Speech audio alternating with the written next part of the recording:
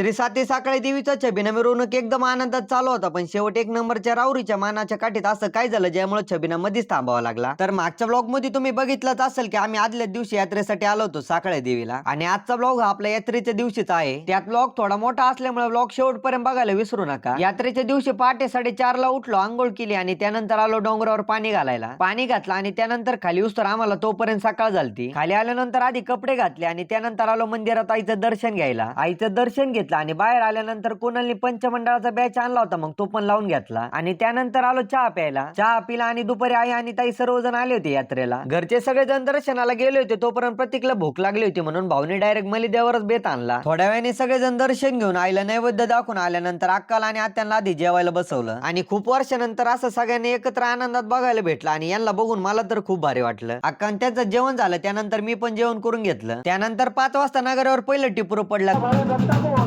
कारण 5 वाजता डोंगरावर पाणी घालायला आणि शेंदूर भोगायला जायचं होतं. त्यानंतर डोंगरावर आलो, आईला शेंदूर भोगला, आरती झाली आणि आरती झाल्यानंतर डोंगराच्या दुसऱ्या साईडने तसंच उतरून पौतक्यावर आलो. पौतक्यावर आल्यानंतर पण आईला शेंदूर भोगून नैवेद्य दाखवून आरती झाली. त्यानंतर नगारा वाजवीत वाजवीत तसंच पिरापशी आलो आणि तिथं पण आईची आरती झाली.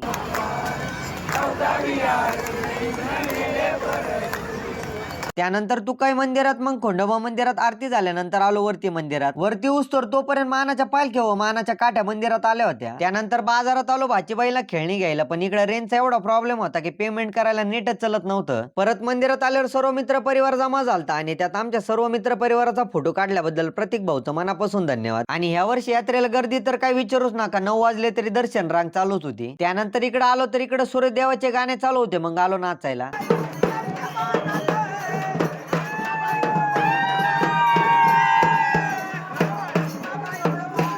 आणि त्या तिकडे सूर्यदेवाचे गाणे आणि तिकडे भावड्याचं संबळ चालू होतं, मग काही विषयच नाही. मग सोपान देवा आले आणि आम्हाला सर्वांना जेवण करायला घेऊन गेले आणि इथं जेवण असो किंवा महाप्रसाद त्याला नाही म्हणता येत नाही. त्यानंतर सगळेजण आलो परत नाचायला.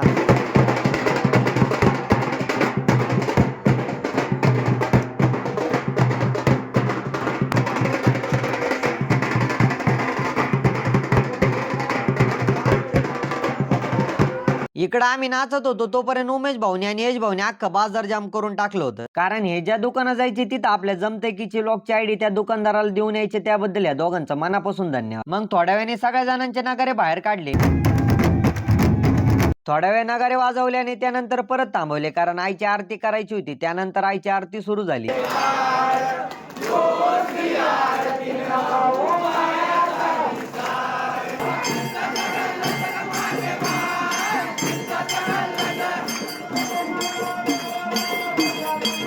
आरती झाल्यानंतर आईचा छबिना सर्वांसोबत इतकं नाचलो की काय सांगू तुम्हाला. यात्रेला आम्ही पांढरे कपडे घातले होते, त्यात आमच्या ह्या बाईने आम्हाला दिवसभर बघायला सोडून दुसऱ्या नावाने काही आवाज दिला नाही. त्यानंतर बसलो नगारा वाजवायला आणि नगारा काय मला कोणी शिकवलेला नाहीये. लहानपणी मी नगाराचा आवाज ऐकून नगारा वाजवायचं शिकलेलोय. आता मी नगारा वाजवताना ऐका आणि मी बरोबर वाजवतोय की नाही तेवढं कमेंट करून नक्की सांगा.